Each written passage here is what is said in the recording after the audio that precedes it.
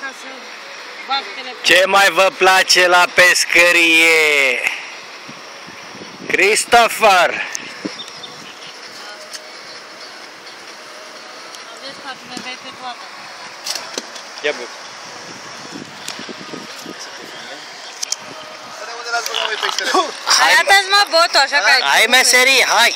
Unde ați băgat voi peștele? Unde Unde-ți băga pește? Peștele? Că s-a prins pește de pește. Ligheanul ăla nu arăta peștele să mă Dă-mă să văd peștele. Dacă ne-am prăpădit el. Dă-mă să văd peștele, n-auzi? Arată un pește, arată mai departe, mai aproape ca să vadă somnul. Ia uite ce dinozaur! Arată. Godzilla! Uite aici, ce bărbat. Ce aveți mă cu ăla? Am băgat de lămâie.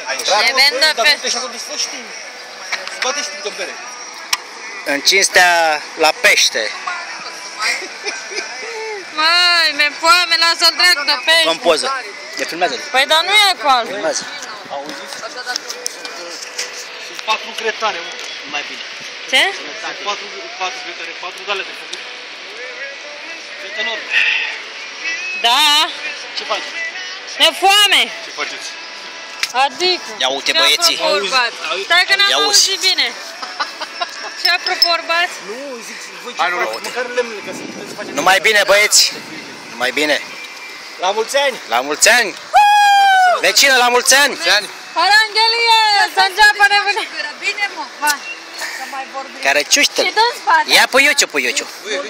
Cum mă zici tu mie, ia? Sărăcimă! Care ciuște-le.